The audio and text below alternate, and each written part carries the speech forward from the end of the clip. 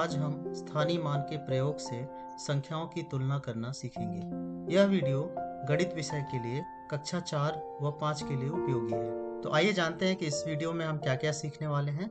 इस वीडियो में हम संख्याओं के स्थानीय मान की समझ विकसित करेंगे। साथ ही साथ संख्याओं के स्थानीय मान का प्रयोग करते हुए दो संख्याओं की तुलना करना सीखेंगे और संख्याओं के स्थानीय मान के प्रयोग से संख्याओं के अंकों का स्थानीय मान ज्ञात करना सीखेंगे। तो आइए शुरू करते हैं। आप यहाँ पर दो लोगों का उम्र देख सकते हैं। एक की उम्र 28 वर्ष है और एक की उम्र 45 वर्ष है। हम कैसे पता करेंगे कि किसकी उम्र अधिक है, 28 अधिक है या फिर 45? यहाँ पर दो गाड़ियों की कीमत लिखी हुई है। आप बता सकते हैं कि कौन सी गाड़ी महंगी है। इसी तरीके से यहाँ पर दो शहरों दिल्ली और मुंबई की जनसंख्या लिखी हुई है। क्या आप बता सकते हैं कि कौन से शहर की आबादी ज़्यादा है? कौन सी संख्या का मान अधिक है? आप उनकी तुलना कैसे कर सकते हैं?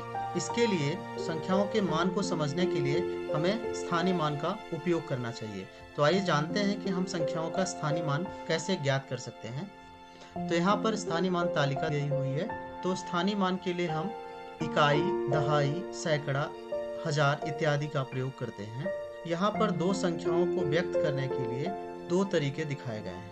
तो क्या आप बता सकते हैं कि दोनों में क्या अंतर है? तो आप बाएं तरफ दिए हुए ब्लॉक को गिनेंगे और दाएं तरफ दिए हुए ब्लॉक को गिनेंगे तो आप पाएंगे कि दोनों का मान बराबर है। दोनों संख्याएं 14 हैं। तो क्या आप यहाँ पर गिनकर बता सकते हैं कि प्रत्येक आकार में कितने छोटे छोटे घन हैं? आप देख सकते हैं कि एक छोटा घन है और यहाँ पर आप देख सकते हैं कि इसमें 10 छोटे छोटे घन हैं और यहाँ पर आप गिनेंगे तो पाएंगे कि 100 छोटे छोटे घन को मिलाकर यह आकार बनाया गया है। आइए देखते हैं कि संख्याओं को स्थानीय मान तालिका में किस प्रकार से व्यक्त किया जाता है। तो 7 को व्यक्त करने के लिए हम 7 इकाइयों का प्रयोग करेंगे। इसी तरीके से 17 को व्यक्त करने के लिए एक 10 का ब्लॉक लेंगे और 7 छोटे छोटे ब्लॉक लेंगे। आइए एक और संख्या को व्यक्त करते हैं। यहाँ पर 23 को व्यक्त करने के लिए हम 2 दहाई और 3 इकाइयों का प्रयोग करेंगे।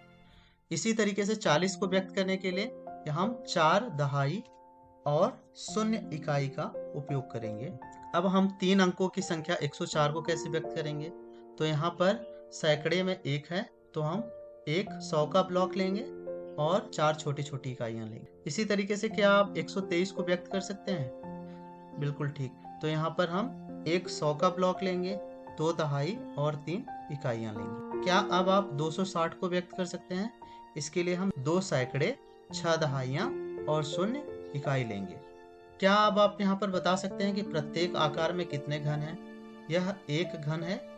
आप यहाँ पर देख सकते हैं कि यह 10 घन को मिलाकर बनाया हुआ है, यह 100 घनों को मिलाकर बना हुआ है और इसमें यदि आप गिन पाएंगे तो यह कुल 1000 घन को मिलाकर बना हुआ है। तो इसी तरीके से अब हम 4 अंकों की संख्याओं को भी स्थानीय मान तालिका में व्यक्त कर सकते हैं। अब हमें 1002 को व्यक्त करना है तो यहाँ पर 1000 के स्थान पर एक हम 1000 वाला घन लेंगे और दहाई और सैकड़ा के स्थान पर क्योंकि 0 है इसलिए हम इसको खाली रखेंगे और इकाई के स्थान पर हम 2 इकाइयों वाले घन ले लेंगे। इसी तरीके से 1163 को हम व्यक्त कर सकते हैं। तो यहाँ पर हम एक 1000 वाला घन लेंगे, एक सैकड़े वाला घन लेंगे, 6 दहाई वाले घन लेंगे और 3 इकाई घन लेंगे। क्या अब आप 1271 को व्यक्त कर सकते हैं? बिल्कुल ठीक। हम कुछ इस तरीके से इसे व्यक्त करेंगे। हम अंकों का उपयोग करके संख्याओं को व्यक्त करते हैं। बाईं ओर का प्रत्येक अंक का मान दाईं ओर के अंक के मान का 10 गुना होता है। इकाई से जब हम दहाई की तरफ बढ़ते हैं तो हम उसके मान में 10 का गुणा करते हैं तो हमें दहाई का स्थान प्राप्त होता है। इसी तरीके से दहाई से जब सैकड़े की तरफ जाते हैं तो 10 का गुणा करते हैं और सैकड़े से 1000 की तरफ जब जाते हैं तो हम उसमें भी 10 का गुणा करते हैं। तो इसे हम आधार 10 संख्या प्रणाली भी कहते हैं क्योंकि इसमें प्रत्येक बाईं तरफ की संख्या दाहिनी तरफ की संख्या से 10 से गुणा रहती है। इसी तरीके से आप देख सकते हैं कि हम सैकड़ा, 1000, 10,000, लाख, 10 लाख इत्यादि संख्याओं को स्थानीय मान तालिका में व्यक्त कर सकते हैं। अब आइए हम संख्याओं की तुलना करने के लिए स्थानीय मान तालिका का प्रयोग करते हैं। अब हमें तुलना करना है 2157 और 2163 को स्थानीय मान तालिका का प्रयोग करके हमें तुलना करना है।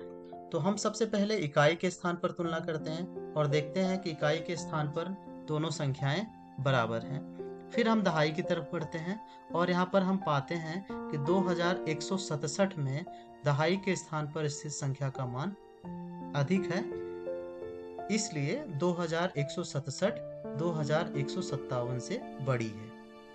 क्या अब आप इसी तरीके से 4272 और 4300 की तुलना कर सकते हैं? तो हम पाएंगे इकाई के स्थान पर स्थित संख्या में ऊपर वाली संख्या बड़ी है, दहाई के स्थान पर स्थित संख्या में दहाई का स्थान ऊपर वाली संख्या का बड़ा है, और सैकड़े के स्थान पर आप देखेंगे कि जो नीचे स्थित संख्या है उसका मान अधिक है। तो आप इस तरीके से पाएंगे कि 4300 4272 से बड़ी है। अब आप वीडियो को थोड़े समय रोककर और नोटबुक पर इन संख्याओं को दर्ज कीजिए और स्थानीय मान तालिका की मदद से इन संख्याओं की तुलना कीजिए कि कौन सी संख्या बड़ी है और कौन सी छोटी है।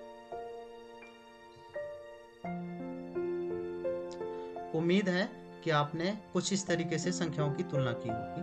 अब आइए जानते हैं किसी संख्या में स्थित अंकों का स्थानीय मान कैसे ज्ञात करते हैं। तो 6772 में 2 का स्थानीय मान क्या है? तो स्थानीय मान तालिका में हम देख सकते हैं कि यह इकाई के स्थान पर स्थित है, इसलिए इस संख्या का मान 2 है। 7182 में 1 का स्थानीय मान क्या है? इसको यदि हम स्थानीय मान तालिका में व्यक्त करेंगे तो पाएंगे कि 1 सैकड़े के स्थान पर है, इसलिए 1 का स्थानीय मान 100 है। इसी तरीके से क्या आप 9376 में 9 का स्थानीय मान ज्ञात कर सकते हैं? बिल्कुल ठीक, 9 का स्थानीय मान 1000वें स्थान पर है, इसलिए 9000। क्या अब आप 72,18,345 में 8 का स्थानीय मान ज्ञात कर सकते हैं? इसे यदि हम स्थानीय मान तालिका में व्यक्त करेंगे तो पाएंगे कि 8 1000वें स्थान पर है, इसलिए 8 का स्थानीय मान 8000 है। इसी तरीके से आप क्या इस संख्या में 6 का स्थानीय मान ज्ञात कर सकते हैं? बिल्कुल ठीक, आपने सही स्थानीय मान ज्ञात किया है। अब आप अपनी नोटबुक पर इन संख्याओं को लिखें और देखें कि जो रेखांकित अंक हैं उनका स्थानीय मान क्या है।